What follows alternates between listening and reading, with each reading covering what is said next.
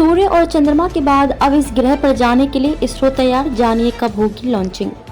चंद्रयान 3 और Aditya L1 mission के बाद इसरो शुक्र मिशन यानी कि शुक्रयान के लिए जोर शोर से तैयारी कर रहा है।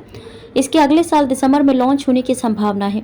वीनस मिशन से पहले अंतरिक्ष एजेंसी इस साल दिसंबर में ही एक्सपीओसैट या एक्स-रे पोलारीमीटर सैटेलाइट लॉन्च करने की तैयारी कर रही है। इसका उद्देश्य चमकीले एक्स-रे पल्सर का अध्ययन करना है।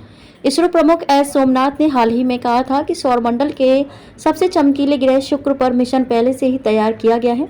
मिशन के लिए इसके पेलोड विकसित किए गए हैं। इसके 2024 के दिसंबर में लॉन्च किए जाने की संभावना है। इस समय पृथ्वी और शुक्र इतने संरेखित सीधी रेखा में होंगे कि अंतरिक्षयान को कम प्रणोदक का उपयोग करके पड़ोसी ग्रह की कक्षा में रखा जा सकता है। इसके बाद ये मौका 2031 में ही जाकर मिलेगा। हाल ही में दिल्ली में भारतीय राष्ट्रीय विज्ञान अकेडमी को संबोधित करते हुए इसरो प्रमुख ने कहा कि शुक्र एक बहुत ही दिलचस्प ग्रह है।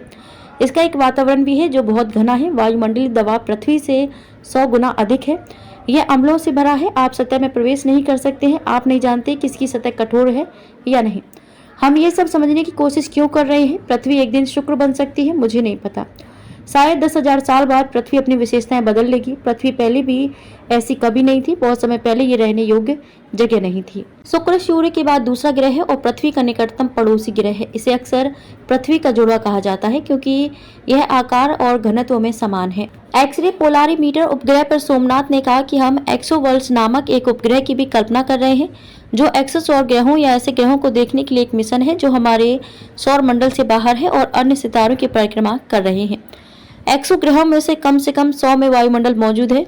मिशन एक्सो ग्रहों के वातावरण का अध्ययन करेगा और पता लगाएगा कि क्या वे रहने योग्य हैं या नहीं।